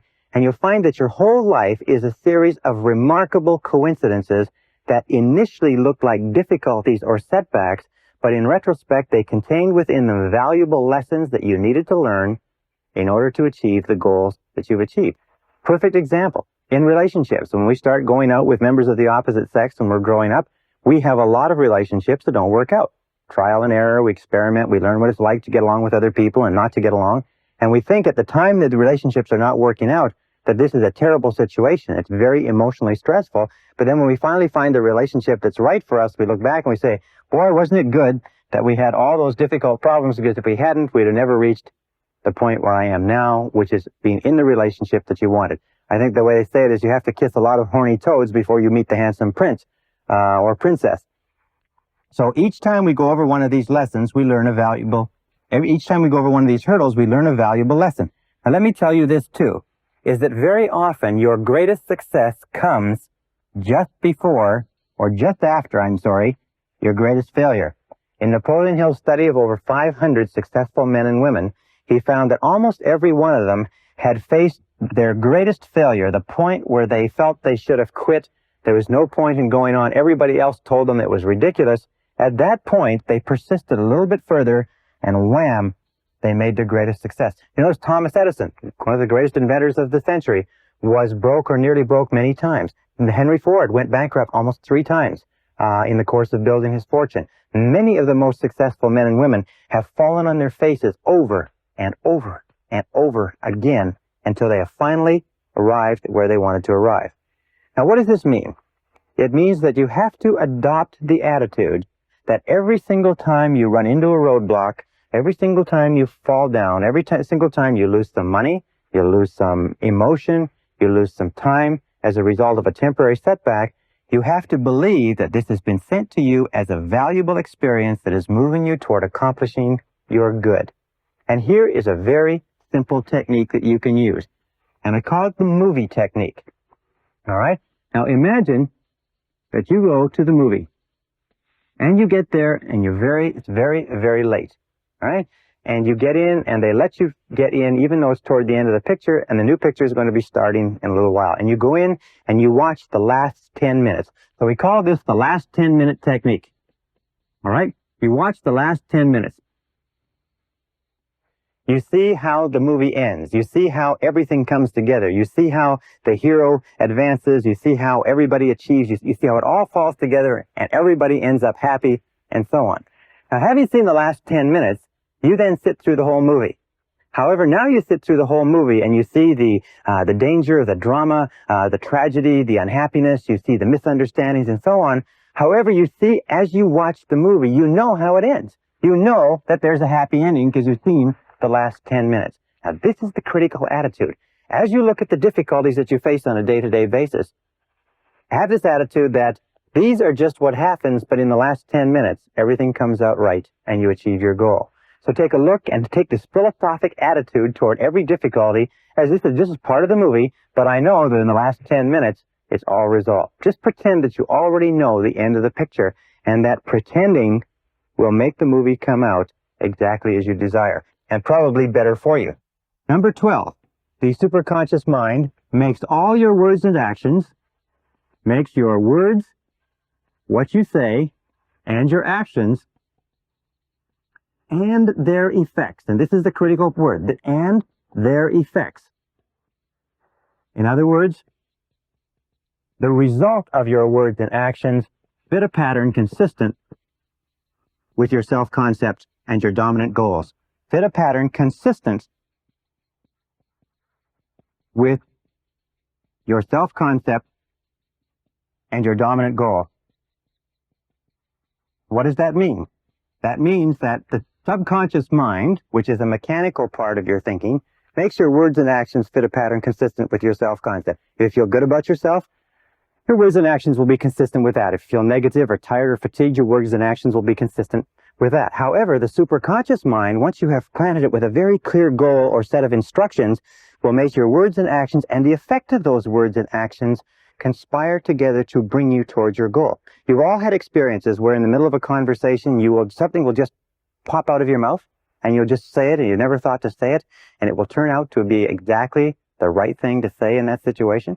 It may be in a date with a member of the opposite sex. It may be in a business meeting. It may be on a sales call. But you'll find that you'll just naturally say exactly the thing or the words that are appropriate for the situation. And you'll find that if you just trust to this and you have this feeling that you should say something, or let me tell you this also, every so often you'll be in a conversation where you're planning to say something. You're planning to bring out a particular point. You're planning to make a particular presentation. But something inside you will be saying no. It'll be blocking it. Or the other person will keep saying things that stop you from making this. What you do then is a superconscious mind is telling you don't say this because it's not consistent with your ultimate aims and desires. So whenever you feel that you're not sure whether or not you should say something or bring something up, the best rule is don't do it at all. Just hold off and you'll find out it was the best thing to do. Now there's two words, by the way, which are very popular today. One is called serendipity. Serendipity is the process of making happy discovery. It's found that there are certain people who have the capacity to always find the things they need, the people they need. They find the book they need, the particular spice they need, the particular piece of cloth or furniture and so on. But they're always stumbling across the things that they need. And this is called serendipity or serendipitous behavior. The interesting point is when we've discovered people, when we've studied people who have this serendipitous capacity, we find that the discoveries that they make are all consistent with goals that they have set. In other words, you only find things when you're looking for things. That people don't make happy discoveries unless they are looking for something to contribute toward their goals. And there's another word called synchronicity. And synchronicity is the process or the coincidence of events where two or three things that are totally unrelated happen simultaneously, and we call this synchronicity or synchronizing of events. And the interesting and only factor in synchronicity is that all three of the events conspire together to help you achieve your goal. Now, there's some interesting work done on synchronicity. It says that there is a higher order or a higher organization of events where events are organized on the basis of meaning. And the meaning that they have, the significance that they have, is defined by you and what your goals are. So very often you'll get a phone call, read a book, hear about an article, and visit a person, and all of those simultaneously will come together to bring you what you're after. Be very alert to these two happening. Now, number 13 is the superconscious mind contains all monitor circuits. Contains all monitor circuits. That means that you can pre-program the superconscious mind, and it will work for you. Two ways that people pre-program the superconscious mind all the time is parking spaces. Many people find that by confidently expecting there to be a parking space wherever they're going, there always is. That you can pre-program your mind, sometimes 10 out of 10, 20 out of 20, to get a parking space even on a busy street, even in a busy shopping center. And if you get there and they're all full, you'll find that somebody is holding your space and they back out just as you arrive. Just as you pull up, you'll find that their taillights will go on and they'll back up. Not one car earlier, not one car later, but exactly where you are. And I've had thousands of people come back to me and say that after learning this, they get parking spaces wherever they want. The key is you must believe that it works. If you don't believe that it works, it doesn't work for you. The second is waking up. There are many people who wake up with no alarm clock. Many people don't need an alarm clock at all. I haven't used an alarm clock for years. Why? You can just program your mind to wake up almost to the minute, any given time. All you have to do is do this 3 times. You'll develop the habit for life. And by the way, this is something the alarm clock industry keeps quite secret, mind you, because nobody needs an alarm clock. You can wake up at any time. You can wake up with 3 hours sleep or with 13 hours sleep. You can wake up in pitch black darkness. You can sleep for 20 minutes or 2 hours just simply by programming your mind. You can also program your mind to remember to do something, remember not to do something, and so on. And I'll tell you this so that you can write it down. It's what we call the law of superconscious activity. The law of superconscious activity. And it is this, is that because of the power of the superconscious mind, any thought, plan, goal, or idea that you can hold in your mind, your conscious mind on a continuing basis, must be brought into reality by your superconscious mind.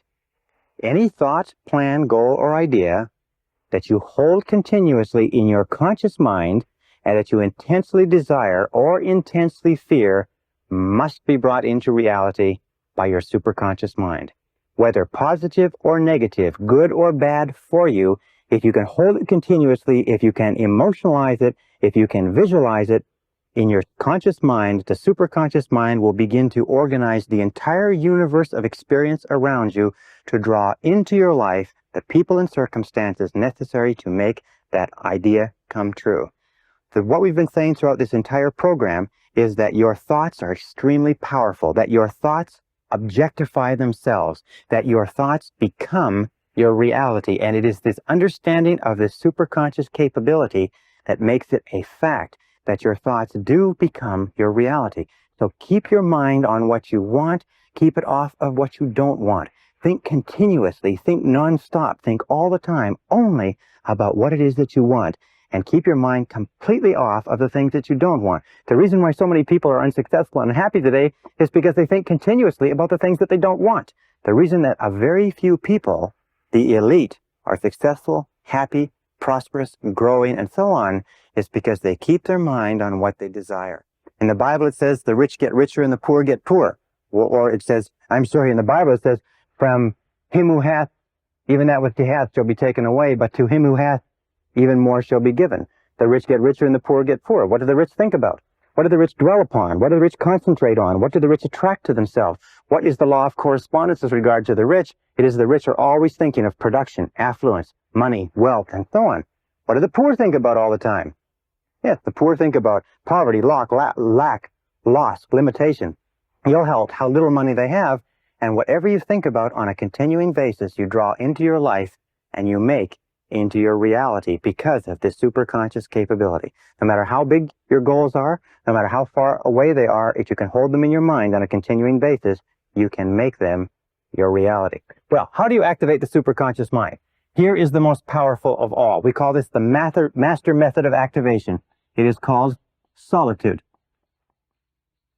You activate the superconscious mind with solitude. Now, how do you use solitude? We call this go into the silence. Go and sit down quietly by yourself for 30 to 60 minutes. 30 to 60 minutes. Most people in our society have never sat quietly for 30 to 60 minutes in their entire lives. Yet I will tell you this method works 100% of the time. That any problem that you have, any difficulty, any challenge, any goal that you want to accomplish, if you'll go into the silence and sit quietly and then listen to the still small voice within. Listen to the still small voice within. The still small voice within. This is the key.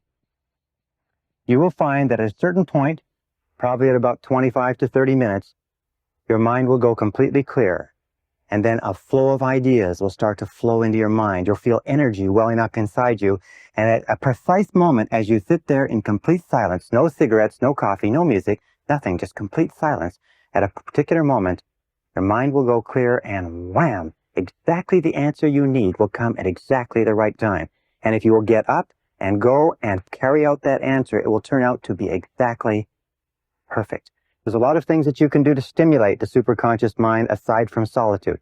Visualization, affirmation, daydreaming, relaxing, classical music, natural environments, meditation, tape affirmation, all activate the superconscious mind. Now there's three sources of a superconscious solution. Three critical sources. Number one is intuition. It'll come from inside. You'll get a very, very strong feeling that this is the answer. Number two is chance encounters. You will meet people, or you will meet books, information, material, ideas that will give you the critical answers that you require. And number three is unexpected events. Unexpected events. Things will happen that are totally unexpected, either within your life or in your external environment. And if you look into them very closely, you'll find that very often they contain exactly the answer, exactly the insight that you're looking for. So be very alert to intuition. Be very alert to chance encounters. Be very alert to unexpected events. Now, how do you tell a superconscious solution? This is how you tell it. Number one is that when the answer comes, it will be 100% complete. It will answer every aspect of the problem. It will be, that's it. That's the answer. It'll be so clear, and it will be simple. This is a wonderful thing. It'll be very, very simple. Number two, it'll be a blinding flash of the obvious. You will say to yourself, why didn't I think of that? Why didn't I think of that? That's so obvious. It's so logical. A blinding flash of the obvious. Now, one other key is the emotional component, is that when you get a superconscious solution, that means exactly the right answer for you, it is always accompanied by a burst of joy and energy. Your self-esteem goes up, you feel positive, you feel happy, you have what is called a feeling of elation. You feel great that you say, wow, this is perfect. This is the answer. You get so excited, sometimes you have to run and go to the bathroom, but you want to call and tell somebody, you want to do something. A superconscious solution always comes with the energy necessary to implement it. For instance, if you get a superconscious solution, just as you're going to sleep or in the middle of the night, you will wake up with your heart pounding and your mind racing and your blood streaming, and you won't be able to get back to sleep again. So let me conclude by saying this. Again, the law of superconscious activity, the most important single law that determines your destiny and everything that you do and everything that you'll ever accomplish, is that any thought, any plan, any goal, any idea that you can hold continuously in your mind must be brought into reality by the superconscious. This is the reason for the greatness of every man and woman who ever lived, every great leader, writer, author, poet, or business person, and you can tap into this at will simply by defining with crystal clarity exactly what it is you want, and then thinking only about what you want, keeping your mind only on what you desire, and keep it off of everything else until it comes into your reality.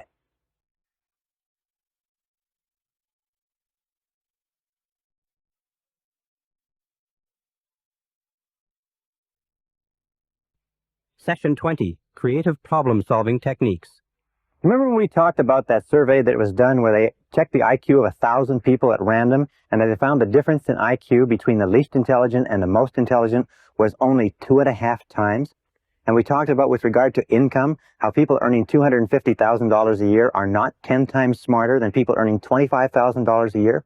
Well, this subject has fascinated me for years, and I've put together courses which I've taught to major Fortune 500 executives and administrators, and I've come up with some pretty interesting ideas with regard to intelligence and IQ, and I'd like to just sort of impress upon you one thought, which is this, is that intelligence is a way of acting. Intelligence is not a matter of IQ. It's not a matter of education. It's not a matter of background, contacts, grades, or anything else. There are many extremely intelligent people who can't make a living. There are many people with extended university degrees who are unemployed.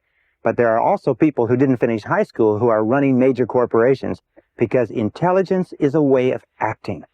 What I found was that if you study the way intelligent people, by which I mean people who can get the results they want, act, and you act or you use your mind the way they use their mind, you will actually start to function with the same level of intelligence that they function at, irrespective of your IQ or anything else.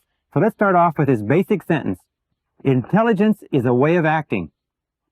In other words, if you act intelligently, then you are intelligent. If you do not act intelligently, then you are not intelligent, irrespective of how smart you are or how well educated you are. With regard to this, one of the studies that I conducted a couple of years ago was looking at some research on geniuses.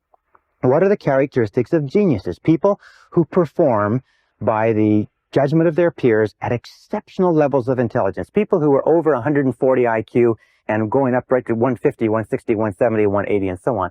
And I found that there are 4 keys to genius. And all 4 of these keys are learnable behaviors. If you learn the 4 keys, you can function at a level of intelligence that is double your level today.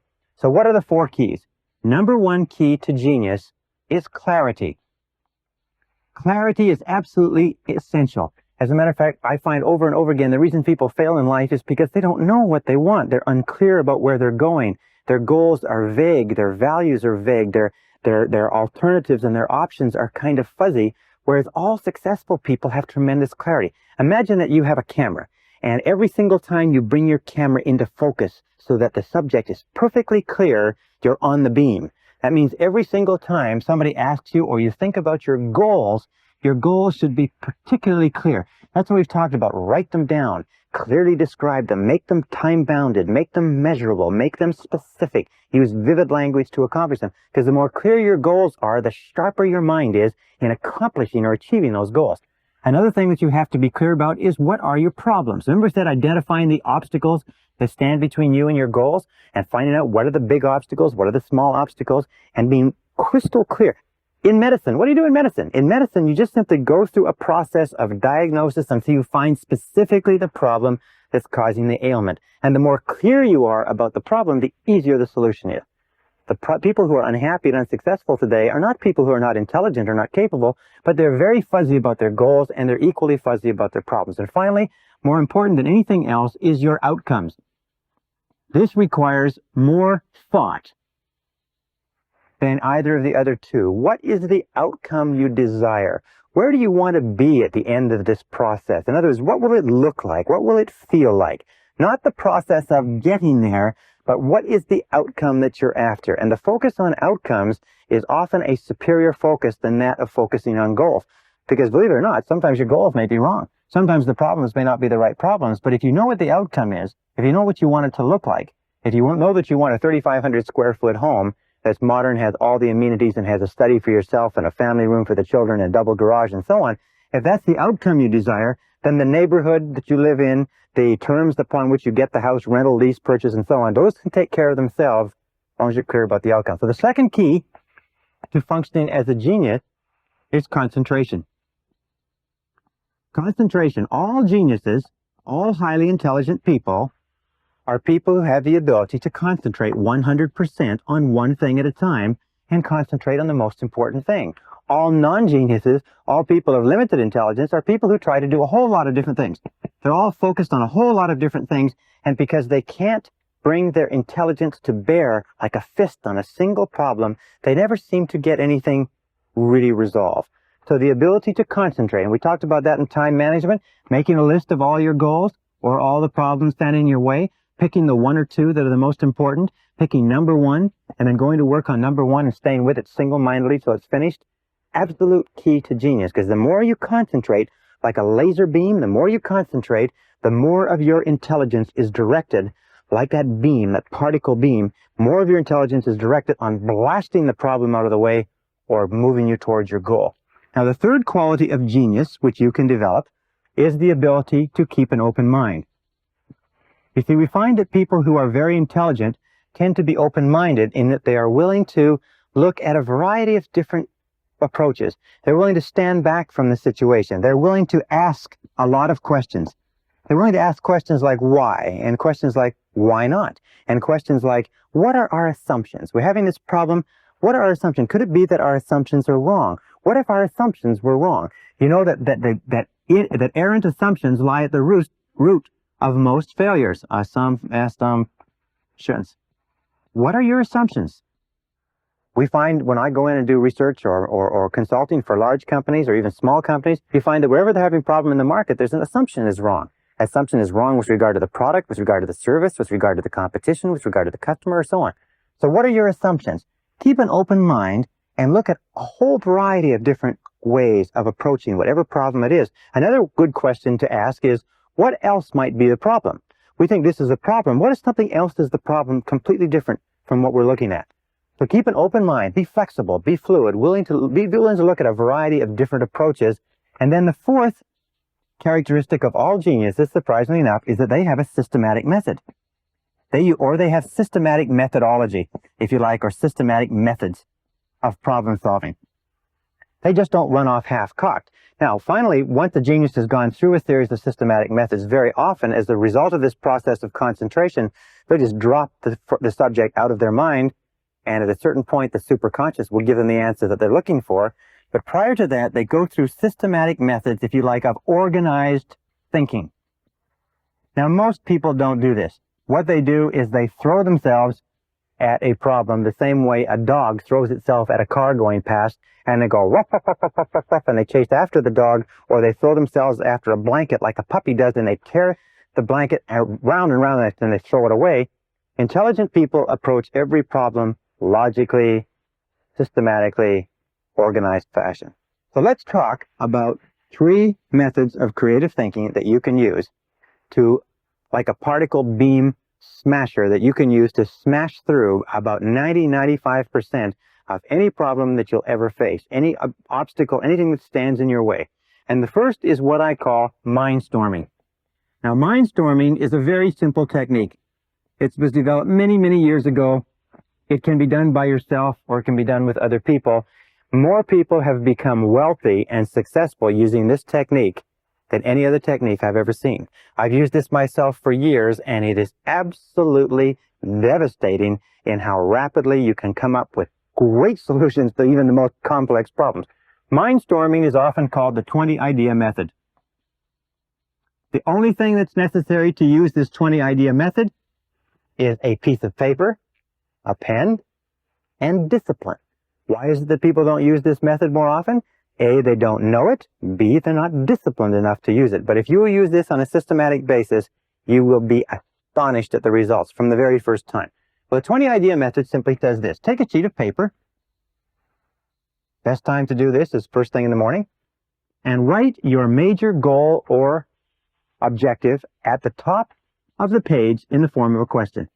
Let us say that you want to increase your income from $30,000 to $45,000 over the next 12 months. So what you do is you might write at the top of the page, what can I do to earn $45,000 over the next 12 months? That would be the question. Or let us say it's the time management question. What can I do to get 2 more hours of productive time every day? Or let's say it's a health question. What can I do to lose 5 pounds a month until I get down to my ideal weight? You put that at the top of the page in the form of a question, and then you force yourself to write 20 different answers. You just keep forcing yourself to write 20 different answers. Now, the first 3 to 5 answers that you'll come up with are pretty easy. The next 3 to 5 are more difficult. The last 10 will be like squeezing blood from a stone, because your mind, if you haven't been using it on a regular basis, will be very slow to respond to this demand. Just like a muscle, if you went into a weight room and began to pump iron, your muscles would respond very, very slowly. But after a week, a month, 2 or 3 months, you could go in and you could work out all afternoon. So put it at the top of the page and generate 20 answers. And then at the end of this, pick one answer and implement it immediately. Just simple as that. If you'll do this, this technique is so astonishingly powerful. It's amazing. You will come up with ideas out of your mind that will absolutely astonish you. Things will come out on the paper underneath your pen that you never believed were in your brain. I have given this exercise to many groups of executives, and I have found they've come up to me and said, you know, sometimes it's the 20th answer that's worth all the other 19 put together. People have come up to me and said that 20th answer, by forcing yourself to write 20 answers, that 20th answer sometimes is the answer they've been looking for 6 months. So using this exercise, then take one and apply it immediately. Why? It's because that locks into the subconscious and the superconscious that you are serious about this process.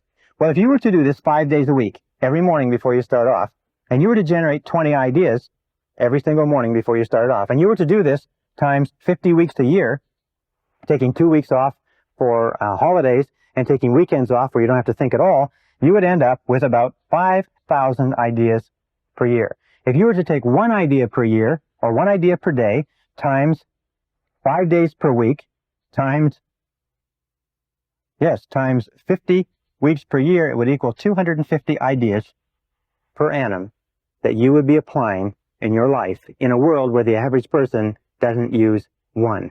Do you think if you use this method on a systematic basis, it would change your results? Do you think if you use this method of creative thinking on a regular basis, you would start to see some progress or some changes?